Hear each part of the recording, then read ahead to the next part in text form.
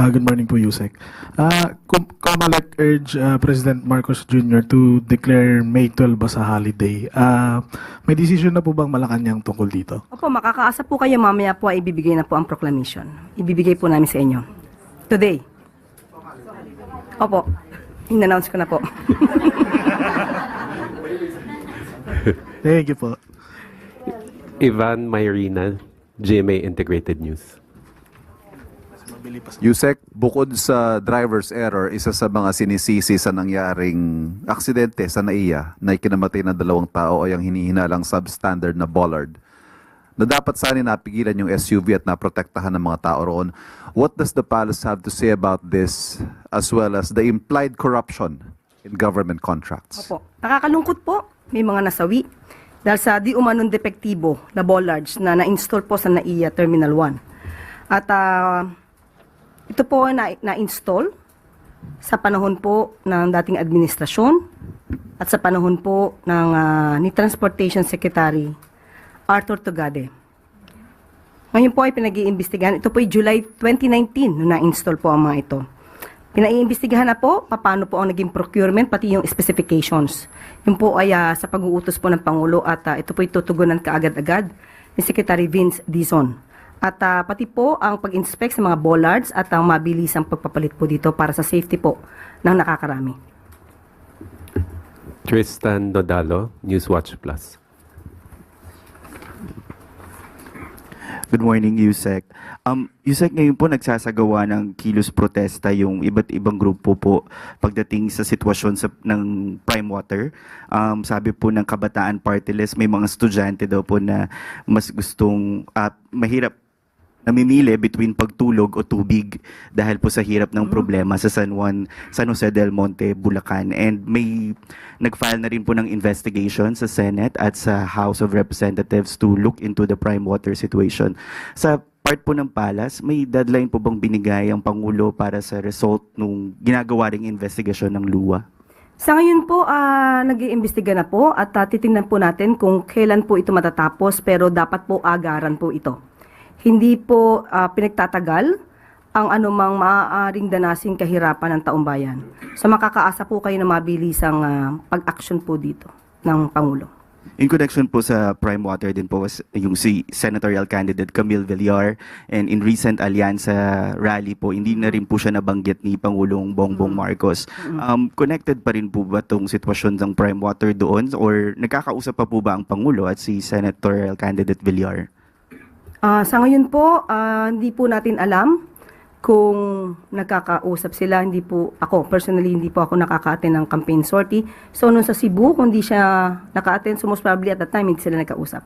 Okay, and even sa, ano po, Riz, there's before that po, may isa pa pong rally na hindi rin nabanggit si senatorial candidate Villar. But on another topic na po, last na lang po, yung sa drug testing na in-order rin po ng Transportation Department. Bukas po ba yung Palace to reconsider yung decision ng drug testing? Kasi po sabi ng Piston, mahirap po yun dahil yung pera nga po yung kinikita nila apektado kapag ipinatupad yung mandatory drug testing para sa PUV drivers.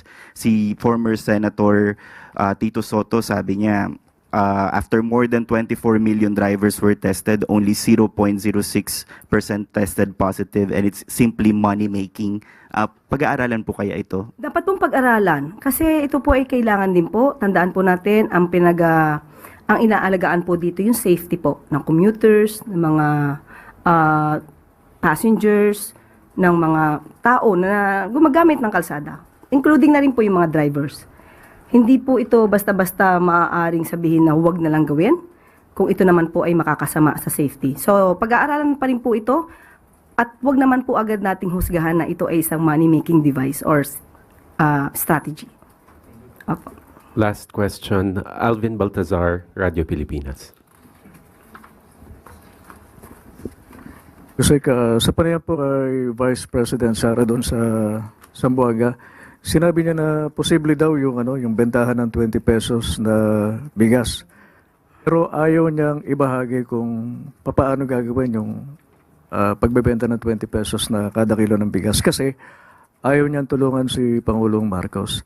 Ano pong reaction dito ng Malacanang? Lumalabas po kasi kung ano po ba talaga ang anyo ng ating Vice Presidente. Lumalabas ang tunay na kulay ng Vice Presidente bilang isang public servant. Sa pag-amin niya, nandito po ang kanyang sinabi na imposible talaga ang 20 pesos na bigas pero pwede siya. Hindi ko lang i-share sa inyo kasi ayaw kong tulungan si PBBM. Yan po ang tugon ni Vice Presidente ng Vice President. Sa pag-amin niya pong ito, na hindi niya i-share kung ano man ang kanyang kaalaman, kung mayroon man talagang kaalaman. Dahil nga sa ayaw niyang pagtulong sa ating Pangulo. Ito ay nagpapakita ng isang makasarili. Tandaan po natin, kung ano man po ang kaalaman na mayroon kayo, para sa taong bayan, ito po dapat ay agad-agad na isinasagawa at hindi po dapat ito tina-timing. Hindi ba na po naiisip ng Vice Presidente ang kapakanan ng taong bayan, lalo na po yung iba ay nahihirapang bumili ng bigas kahit na nga po mababa ang presyo ng bigas. Tandaan po natin, ang paglilingkod sa bayan ay hindi isang laro. Ang gobyerno, ang bansa ay hindi isang malaking playground. Huwag naman po sana maging asal bata ang Vice Presidente. Thank you, Yusek Claire. At bago po tayo magtapos, isa pa pong good news para sa miyembro ng Pag-ibig. Dala ng patuloy na pagtugon sa mga pangangailangan ng mga miyembro, mas pinalaki at pinadali na ng pag-qualify sa Pag-ibig Multipurpose Loan. Sa ilalim ng mas pinag-igting o pinagbuting Pag-ibig MPL, maaari nang makahiram ang mga miyembro ng hanggang 90% ng kanilang kabuuang Pag-ibig regular savings.